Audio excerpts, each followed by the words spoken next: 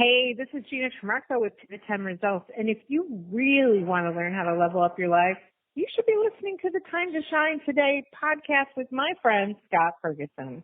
Time to Shine Today podcast, Varsity Squad. It is Scott Ferguson. This is episode 98.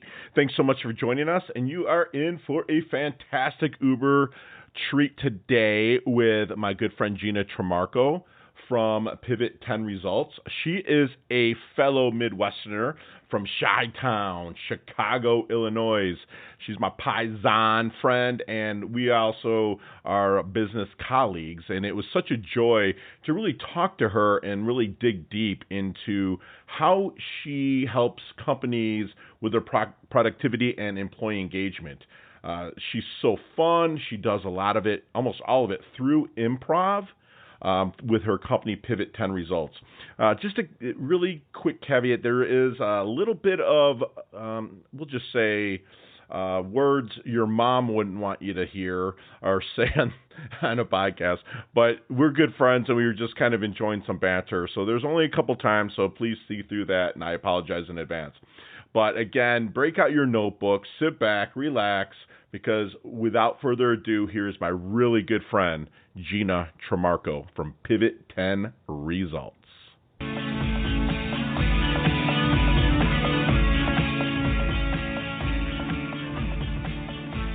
Hey, time to shine today, Varsity Squad. It's Scott Ferguson, and I am joined by my Midwesterner, my girl, Gina Trimarco. Hi. She's fantastic. She is a Chicago native.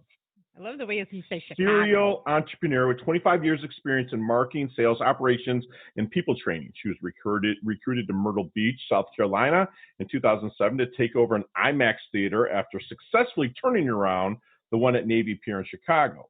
When the economy crashed in 2008 and she lost her job, she opted to do something seemingly impossible to many by launching a business with an unproven concept of finding a new job. That business, Carolina Improv Company, has been number one on TripAdvisor for nightlife attractions in Myrtle Beach, South Carolina since 2010. Peeps, that's 10 years, that's a decade. That's phenomenal. Soon after that, she founded Pivot 10 Results. That's what we're going to really dig into today with Gina. It's a training and consulting firm that helps businesses and executives shift from people problems to performance results. So the application of soft skills training through the application of soft skills training and strategic planning. She graduated from DePaul University and studied at Second City. That's solid. While pursuing her degree in communications, in addition to being a member of the Vistage International Speakers Bureau. Trimarco produces and hosts two podcasts, The Pivotal Leader and Women Your Mother Warned You About, which is actually, you have to definitely scoop one of those up. She's also been a contributor to Forbes.com and TrainingMagazine.com, and that is some serious credential, peeps. And Gina, please come on and introduce yourself to the Time to Shine Today squad. But first, what's your favorite color and why? My favorite color is black because it goes with everything. Black. I know. Well, it goes back and forth between black and red. Red if I want to be, showing up and getting attention. Black if I want to make my life easy. I love it. Easy life is good. And it's like she's like the Johnny Cash of the Pivot 10 Results. What's your favorite emoji that you use on your phone when you're texting? My favorite emoji is the winky kiss face. The winky kiss face. I love it. All right, so let's get into some gravy and potatoes here. And tell us about the origins a little bit. I kind of gave a nice, squad out there that's listening usually asks for like a 50-word bio, but she sent me a book. So, I have to read it to you. But no, and you're just going to hear some banter because Gina and I are actually friends. So it's a lot of fun to have somebody that I kind of know on the show to kind of come in. But Gina, give us the origins of kind of like where you're starting and when you had that aha moment to start rocking Pivot 10 Results. Sure. And I'm sorry about the long bio. The details is not my thing. I'm a visionary and I suck at details. So obviously I don't know how to read. So there's that. I like to be transparent. Pivot 10 Results was born out of Carolina Improv Company, and Carolina Improv Company was born out of, there was a recession in 2008 and I lost my job. That's sort of how all that happened. You heard it in my bio that I was recruited to Myrtle Beach to open an IMAX theater. So my background's been in entertainment marketing and operations, specifically in live theater and then the IMAX world.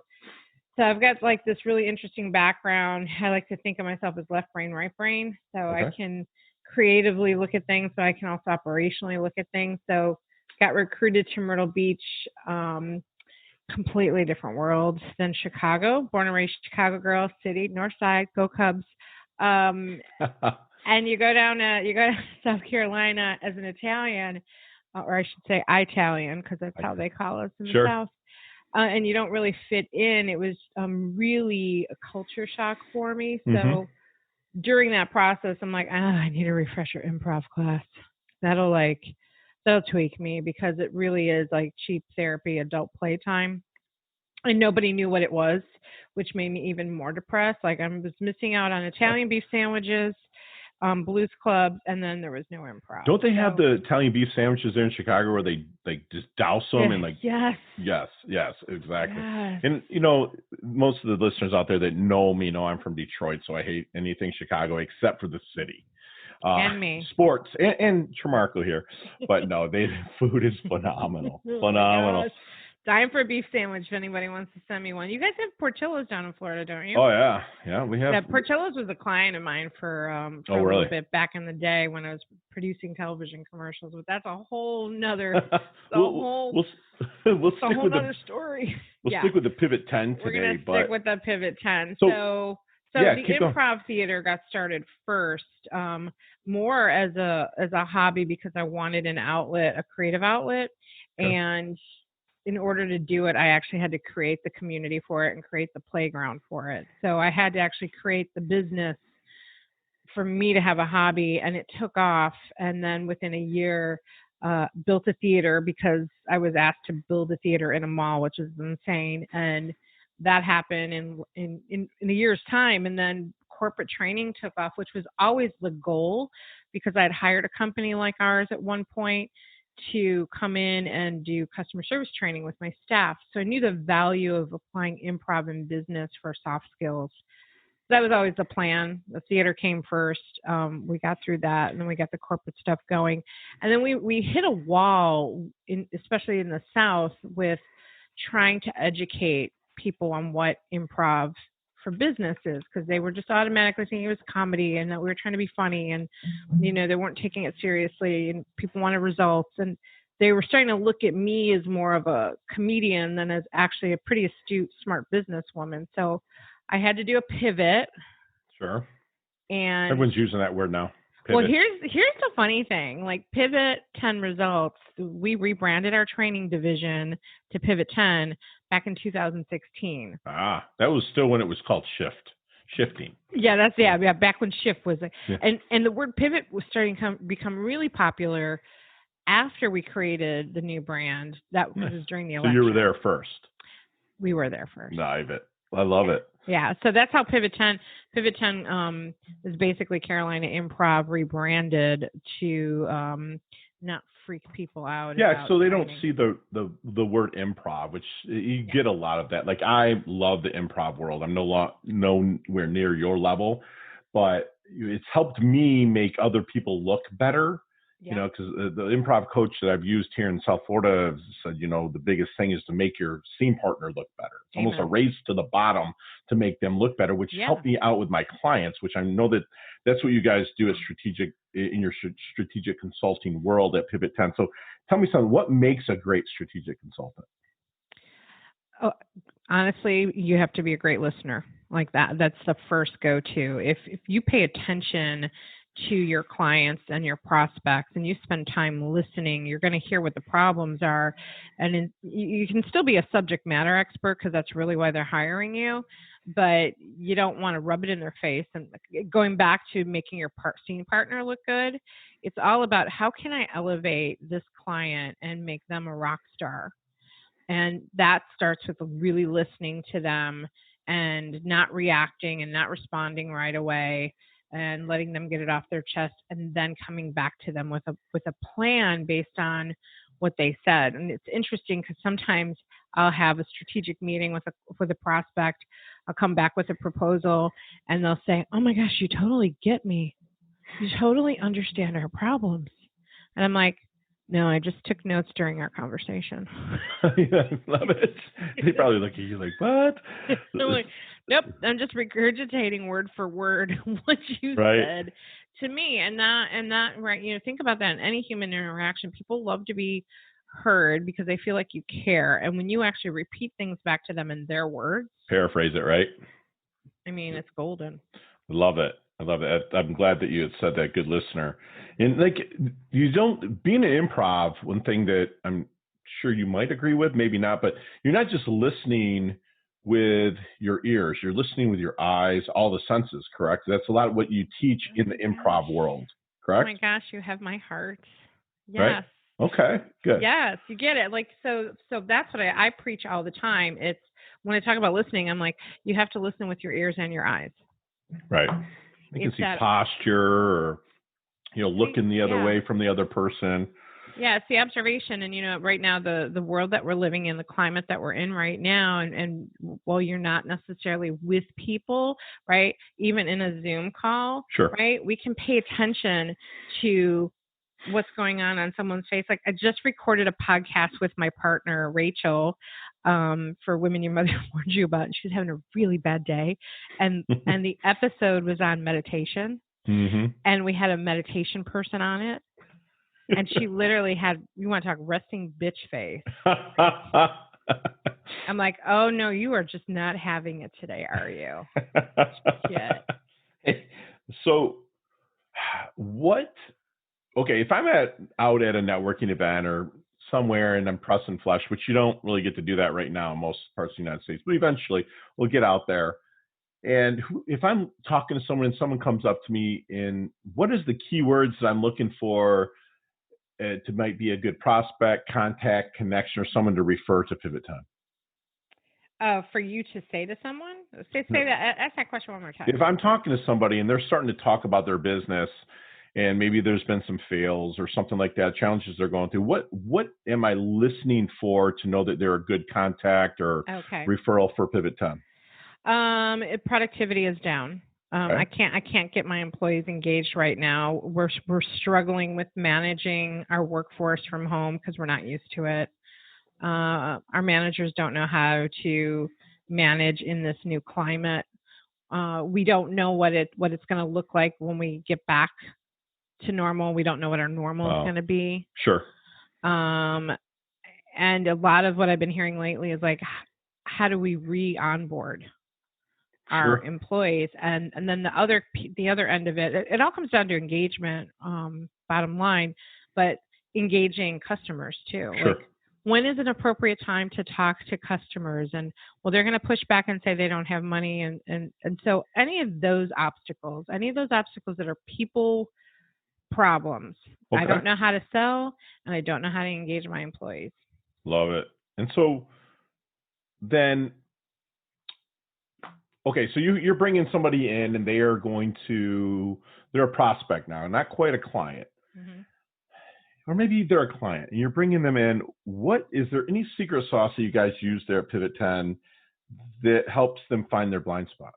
Because they get the problem. They have the productivity issues, the employee engagement issues, but what is the secret sauce to get them to really come out to help them find that blind spot to help them solve it? Again, it comes back down to the listening to what they said. Like this morning I had a meeting with actually a client that had to put us on hold for a while, but now wants to bring us back. And we've had a couple calls, but because everything keeps changing, the conversation I was going to have with them today completely changed immediately when we got on the phone. The narrative went another way, right? Yeah, because what I already had prepared, and I'd already sent them a proposal like 4 weeks ago. Right. 4 weeks ago during COVID is like a year ago. It is. It just is. So by the time we got back on today and we started looking at what their world is like, I had to come up with a new plan for them. And I felt like it. What was the original question? You're actually living the name of your company, because as you're going through, especially because we're coming out, you're having to pivot with companies just as much as the companies know that they've got to pivot. right? Yes, yeah, So, yeah. So discovering what their pain is, they're literally like going through it. It's happening day by day. And so we come at it from a very collaborative standpoint. So I really listen and take notes, and then I go, okay, like for instance, today they were talking about wanting to engage their employees to be part of the solutions. And what they've seen during this time is that they're not thinking outside of the box, and they're stuck in not being able to think outside of the box in a time that is so it's critical. changing Yeah. so quickly, and people are still stuck. So, and I said, I go, honestly, I think it's a leadership problem, right? And so then it's like I'm honest and open and transparent, and I'm like, I think this is a leadership issue because I think people like to contribute solutions, but what are you guys doing to make sure that they feel comfortable to do that? Right. And then I just back off and I don't say another word because the money's made in the silence. Right. So absolutely. I let them absorb that. And then she goes, oh, yeah. It is a leadership problem. Right. So I let them, it's kind of like, you're going to hate this. It's kind of, when it comes to men, it's like, let them think it was their idea. Sure. Right. And absolutely. like, right. Get farther. Right, like same with clients. It's like they have to come to a place of like it's their idea, it's their discovery, and so you're taking them on a journey to discover it for themselves, and then you validate it. But you set them up to get there, right? But then you let them own it. Love it.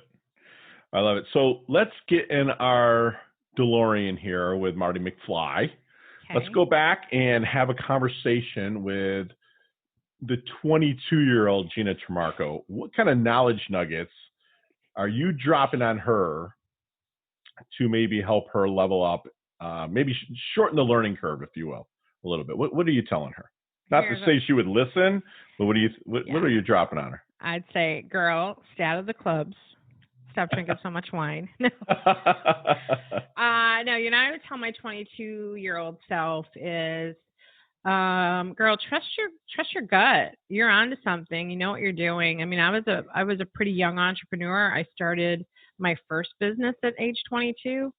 So it's ironic you asked that question, but I didn't have enough confidence in myself to believe that I could really rock things. Like, I'm like, well, I'm young, and do I really know? And I was kind of killing it at that age, taking on really big 6-figure clients at a young age, not knowing what the hell I was doing. And I kind of abandoned it because I got burnt out. And so, because I didn't know what I needed to know. So if I were to go back, I'd say, believe in yourself, trust yourself. You're special and different, and go seek out help. Like, go find the mentors.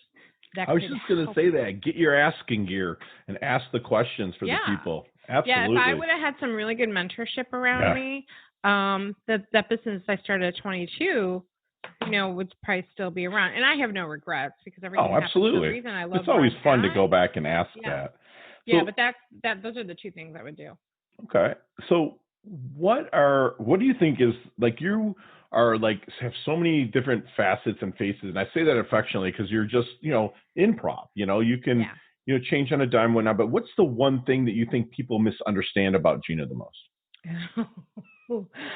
Oh, goodness. I think a lot of people misunderstand, that they don't realize that I'm like a big kid. And because they see me often in a like serious, like business minded, make things happen, driven personality, big personality, the person that shows up at an event and people are like, Gina's here. And all that's true, but I'm also like a homebody, quiet. I need downtime. Sure. I'm I'm more on the traditional side as a woman than people would believe. Sure. I'm a little more conservative than people would believe. I think people see me as a big party, loud personality, and there's so much more to me that people don't see. That's great. Thanks for sharing that. Is there, like, if you're taking on any clients, or a prospect. They're a prospect. You're kind of in the discovery process. Is there any question that you wish people would ask you but never do? Because the reason why I say this is because Pivot 10 is unique, where it's using kind of improv and stuff. And I know what I would ask of Pivot 10, but like, what is there any questions that people you wish that they would ask during the discovery process but never do? That's a really good question. I've never really thought about that. You're on Time to Shine today. So yeah, I know. I guess, and I don't think everybody's really comfortable with this question. I guess I would want them to ask, where I've had success with what I'm doing.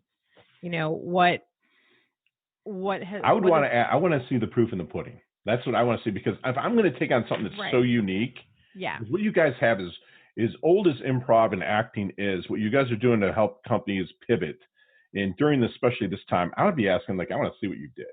Yeah. Period. And show me. Not ask it like a man. And you'd have to make me feel right about it.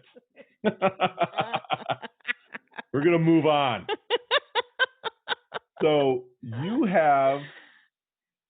We talk about the dash on Time to Shine today a lot, whether it's in our chat rooms or in the people that I coach. But how do you want your dash remembered, that dash in between your life date and death date? How do you want that dash remembered? Maybe your epitaph, something like that. How do you want Gina's dash to be remembered? I want people to remember that I was the person that inspired, pushed, motivated, showed them that they could do whatever they desired to do, that I gave them the push and the confidence to get there. Love it. Yeah. And with you having fun doing it. You know what I'm saying? That's huge. Like, you might walk in the room all serious, but I think once you start getting into people like start working with you, they can let their guard down a little bit, and you're helping them, inspiring them, pushing them, and motivating them in a fun way. After a while, they'll understand that it's fun, right? Yeah. It's a quick story. The person I was talking to this morning, the client I was talking to this morning, and we were talking about the kind of, we've pivoted a little bit on what we're doing beyond the training and doing consultative packages, because that's what companies need right now. And she's like, I just feel so much better after this phone call with you. I just feel like I need a dose of Gina every day. I said, well, you can have that for this price. I love that. I love you. Yeah, exactly. There's a price for stuff. A dose of Gina. So what would Gina's definition of a life well lived be? Definition of life. Say that again. Definition of. What's the definition of a life well lived to you? A life well lived. Life well lived. Love, happiness, and comfort. Love it. Yeah. Simple. Love it. Simple. Awesome. So we're going to move into our leveling up lightning round right now. Whew. And so you and I could talk 15, 20. You and I can talk for an hour on every one of these questions. But you got 5 seconds. First thing comes to your head. Don't explain why. Okay. First thing that comes to your head. You ready? Okay. Yep. Here we go. What's the best leveling up advice you've ever received? The best leveling up advice. Are you going to repeat every question? Just do it. No, I would. That's. Folks, I can say this to Gina because she's my friend. Yeah, right. Just do it. Love it. Stop thinking about it. Love it. Share one of your personal habits that contributes to your success. Having a morning routine. So beautiful. Meditation, awesome. Workout, coffee. Beautiful. Not the book you're reading or the flavor of the month you see out there, but what's one book that if someone comes to you and they're like kind of in the doldrums or whatnot, you'd be like, read this. It's changed me. A Beautiful Constraint. Beautiful Constraint. Who's that by? I can't remember. Great. I'm going to look it up, though. If you could be one age for the rest of your life, what would it be? 22. Love it. What's your favorite charity and or organization you'd like to support with time or money? Or both? Locally, Family Justice Center. Love it. And last question. This is toughie. What's the best decade of music? 60s, 70s, 80s, or 90s? 80s. There you go. Big hair, don't care. I love that. Gina, how can we find you guys? Pivot10results.com, a quick way. You can also find everything Gina through GinaTrimarco.com. That brings you to all of our company's podcasts, you name it. Right. Awesome. And people, all those links will be in the show notes, including, I'm going to dig up that book, Beautiful Constraint, and that'll throw those in the show notes as well. Gina, leave us with one last knowledge nugget you want us to take with, internalize, work with. Leave us last one. Don't be so hard on yourself. Love it. Yeah. All right, squad. We just had a fantastic masterclass with my good friend. It was actually kind of fun to do it with Gina, just because she's a character if you know her, and it's awesome. But you know what? On a serious note, Gina believes in being a great listener. Productivity and employee engagement is her thing. It's her jam, with getting people to pivot and level up their clients. And if you're out there right now, if you're out there right now, this will drop still probably during the opening phase of COVID, and you're looking for maybe a re-onboarding process, Pivot 10 is fantastic to that. She said something that really stood out to me about money is made in silence. So basically shut the hell up and kind of hear and listen, not just with your eyes, with your ears, but your eyes also. She would have told her 22-year-old self to trust in your gut and believe in yourself and get your asking gear and ask as many questions as you can. And Pivot 10 is going to inspire, push, and motivate you. And lastly, she's all about love, happiness, and comfort, which is exactly how she really lives her life. And that's her legacy that she's going to leave behind. It's fantastic. She's very humble, yet very hungry. She's levels up her health, levels up her wealth. She's a total go-giver. And Gina, thank you so much for joining. Can't get rid of us. You're part of our squad now. Thank you. I love you. Love you too. Mwah. Mwah. Bye. Bye. Hey, thanks so much for listening to this episode of Time to Shine Today podcast. Proudly brought to you by Sutter & Nugent Real Estate Excellence, who can be reached at 561-249-7266 and online at www.sutterandnugent.com. If you are a business owner or professional who would like to be interviewed on Time to Shine Today, please visit timetoshinetoday.com/guest. If you like this episode, please subscribe on Apple Podcasts, Google Podcasts, Stitcher, Spotify, iHeartRadio, or wherever you get your podcasts. There's a link in the show notes to our website. Also there, you will see our recommended resources. We hope that you will support our show by supporting them. If you like what you've been listening to, it'd be great if you could just give us a 5-star rating and tell your friends how to subscribe while you're at it. I'm your host, Scott Ferguson, and until next time, let's level up. It's our time to shine.